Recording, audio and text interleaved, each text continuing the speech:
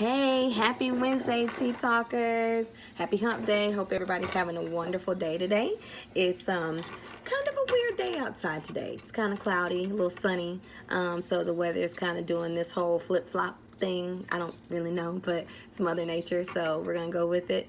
I'm super excited about today because it's another day. It's another day for me. I look at every day as new opportunities to grow myself and to be a lot more transparent, also to be a lot more honest and just be more accountable for me.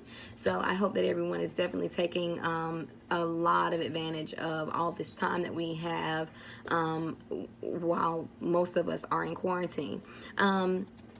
So I've been reading a couple of different things, and I I opened up my little my Destiny Daily reading. It's a book by T.D. Jakes. I got this book some time ago, but I read it, I actually look into it often, just to kind of keep this thing up here going a lot. However, I like this book because there's so many different things that it touches on, just from things that I may be ashamed to actually say out loud, or may feel not even ashamed, but just kind of a little embarrassed to say out in front of other people, or, oh, I don't want this person to look at me like I'm crazy, or like, she's what, whatever. So I actually opened it up to a chapter entitled Opinions Don't Matter.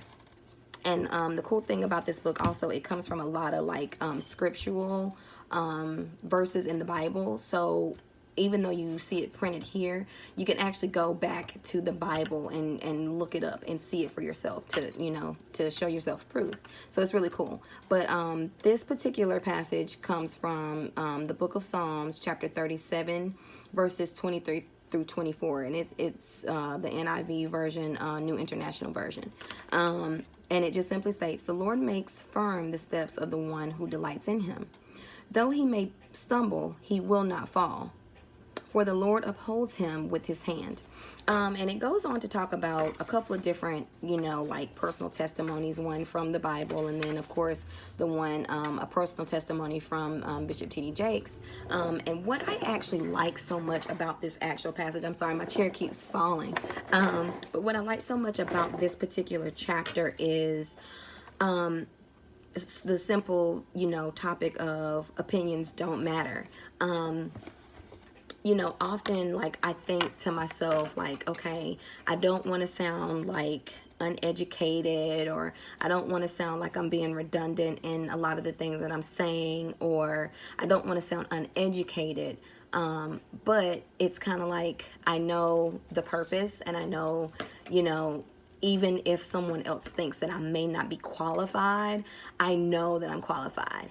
So I know that I'm qualified because it's a vision that Jesus Christ gave to me. So kind of digging a little bit even deeper, and this is for any and everybody, but my channel is really geared towards, I would like for it to be geared towards young females, teenage females, because again, as I've said in so many other videos before, that I feel as though when I was growing up, I had a couple of people that did place those nuggets in my life when I was younger and boy crazy and things like that. But I feel like we live in such a world now to where all the young girls and even guys, they're so attached to social media, and they're so attached to what's going on TV, what they see on TV, what's acceptable, what's accepted by society. Again, let me go a little bit even deeper. My own personal testimony. When I was a teenage girl, I was hot. I was hot. I was fast. I was curious about boys, and wanted the things that I was sneaking around my mother's back to maybe necessarily watch or listen to on the radio and stuff like that. She had no idea, but those types of thoughts would creep into my head as a teenage girl, and I would find myself in adult-like situations when I was a teenager, if that makes sense. And so I went through a lot. I went through a whole lot from, you know, being 13, not having my father around, because I didn't know my dad when I was 13. I met him when I was 15. But, you know, just always longing and wanting the love from a man, because I didn't have that father. I didn't have my father as a kid. So my own story, or my own testimony, if you will, is being an adult now. I knew that eventually, at some point in the game, and I'm trying to get it to make it to I'm trying to get it to sound, to make sense, to piece all the pieces together. When I was a teenager, all the things that I had took myself through and through, one would be ashamed, you know, walking around with my head held down and not knowing my worth, not knowing that the past is the past, and that my Heavenly Father has forgiven me. However, I didn't stay in that place, is what I'm trying to say. When the chapter said opinions don't matter, it doesn't matter. And this is, at this point, this is for my teenage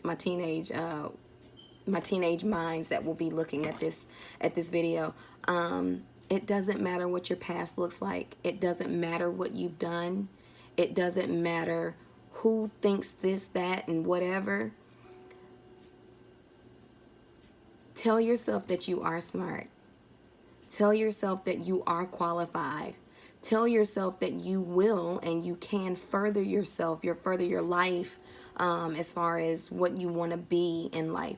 If you want to be a doctor, but you know that, you know, growing up right now, y'all might not have a lot. Your family might not have a lot. Mom and dad might be doing the best they can. Or even if you're in my position as what I was, I didn't have a father growing up. Well, I can never be a lawyer because my dad wasn't present. That is a lie. I could never go and be, you know, on the women's team of the Olympics because my mom left me when I was 5. That's a lie. You can do any and everything that you set your mind to. You can achieve every goal that you want to, as long as as long as you apply yourself. You got to think about things. You got to apply yourself. You have to do the work.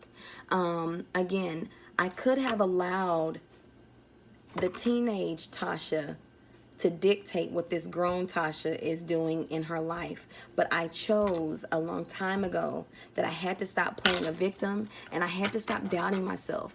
I had to stop and say, it doesn't matter. And honestly, too, you might not have a lot of friends, you know, that you thought were your friends. Those people that were in your corner when you were, you know, as a 13-year-old, they might not be in your corner when you turn, you know, 14 or 15 years old.